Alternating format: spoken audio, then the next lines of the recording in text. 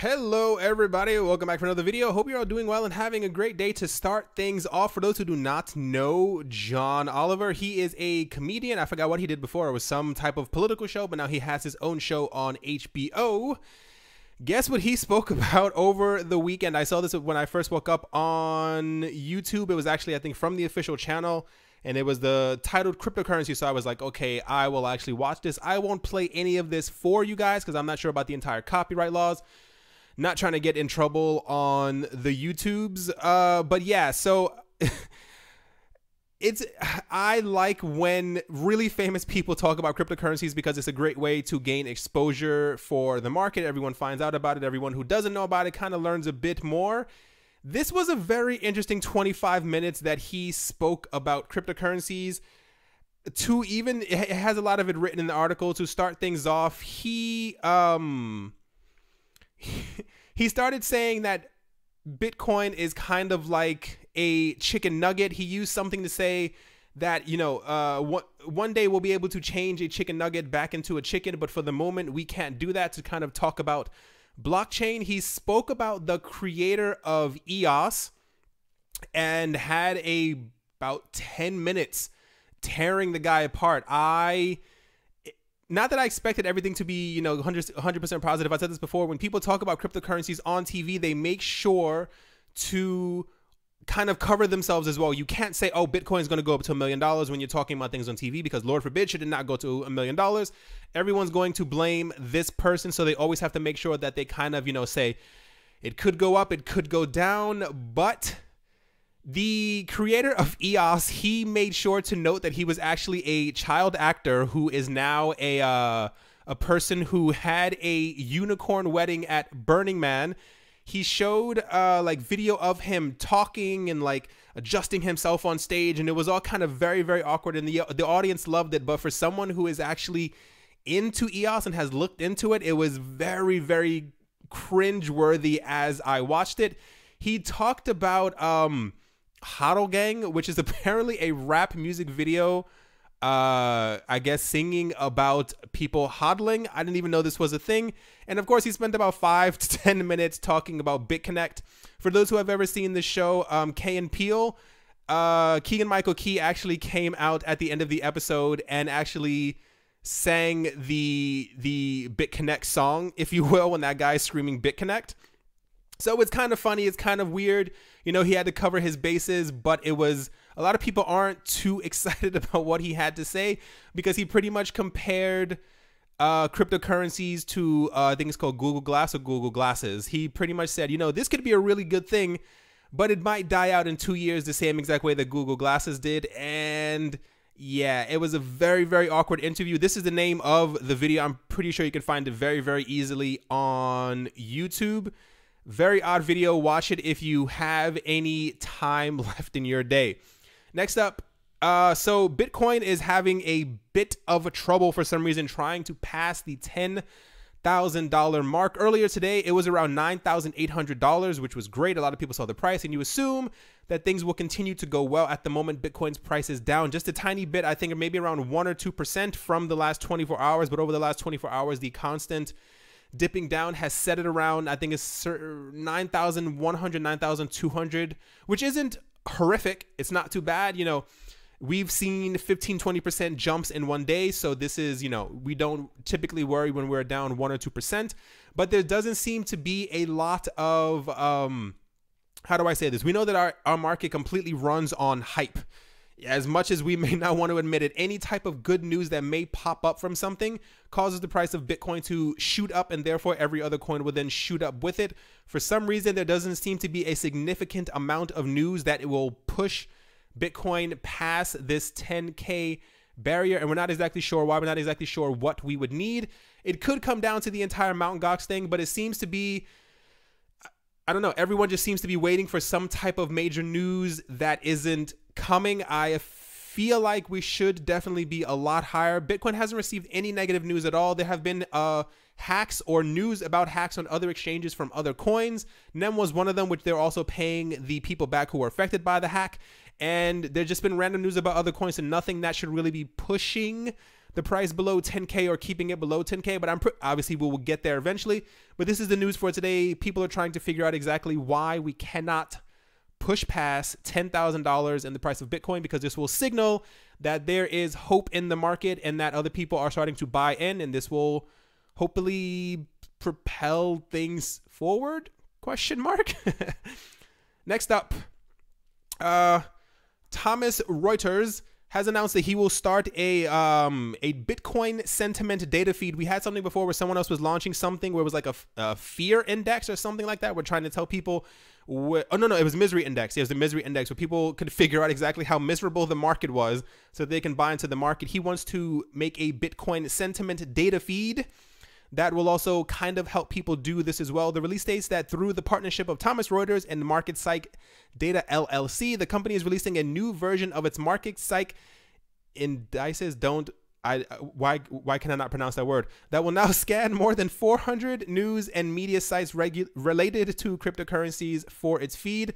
This is kind of cool because there are a lot of different places where we get our news from. So it will be kind of nice to have maybe just one solid space where we can get the bulk of most of our news. Most people, when it comes to finance, traditional finance, tend to get their stuff on maybe 3 or 4 different websites. So it'll be nice when we don't have to go to around 150 different sites, and hopefully they'll be able to also filter out any type of not negative news, but news that just kind of not relevant, which a lot of people seem to post. There are certain websites, I will not name them. If a coin goes down by 5% and another coin goes down by 5.5%, they would create an entire article talking about how this coin is failing, going down, and the market seems to have no hope for it. I don't know why they do these things. I guess they're invested in certain coins more than others, but it becomes kind of annoying. Anyway, moving on. Thailand has announced that they are officially going to regulate cryptocurrencies. The governor of Thailand's central bank has confirmed an upcoming law to comprehensively regulate the cryptocurrency as a former Thai finance minister throws his support behind the idea. The Bank of Thailand governor, I'm not going to pronounce his name, has revealed details of a meeting between the country's deputy prime minister, finance minister, and other related agencies last week, wherein the regulators reportedly agreed to enact a new law to comprehensively regulate cryptocurrencies. This is great. It seems that they're pushing, they're giving the SEC in the country, the Securities and Exchange Commission, almost full power when it comes to this to figure out how to regulate this. They aren't allowing, not that they're not allowing, they're not, pretty much the SEC will have reign over this as opposed to the country's central bank or even parts of the government. I'm not exactly sure why they have given so much power to the SEC. It could be that they are trying to follow what America is kind of doing. The American SEC is the ones who kind of are going towards or finding ICOs that they do not find to be correct, that they don't really care for, and they're kind of shutting them down. So this could be part of the reason. I think we will have a royal decree on this within about expected to be finalized within about a month's time. So this would be good to have some other type of finalized regulatory framework for this country as well. Obviously, other countries in the area will eventually follow suit.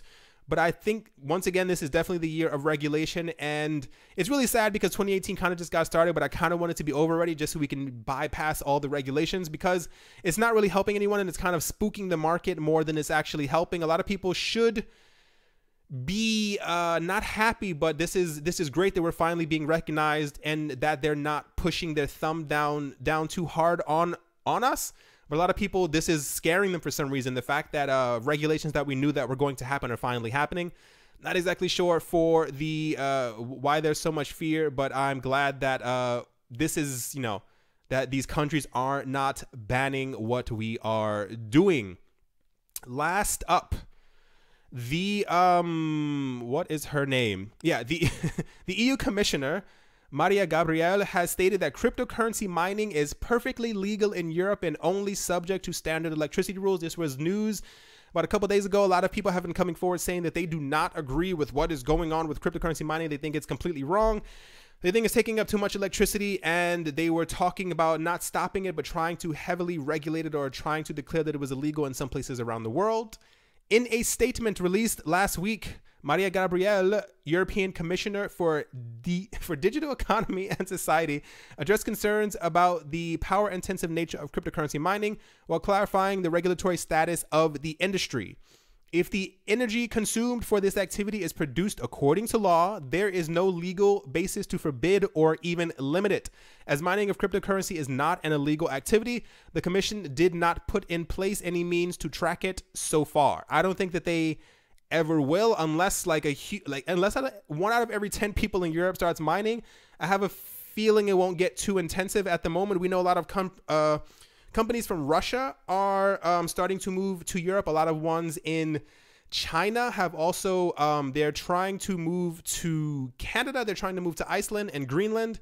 And I think there's one other country up north. I want to say Scotland. I'm not exactly sure if that's it. They're trying to find countries that give them a very efficient hydropower that doesn't really cost too much for their mining operations. So this seems to be where kind of everything is going. There are a lot of coins that are also going to be switching over to proof of stake in the very near future, this year or next year. Ethereum is one of them. Hopefully we hit proof of stake sometime this year. I actually crossed my fingers like you guys could see that.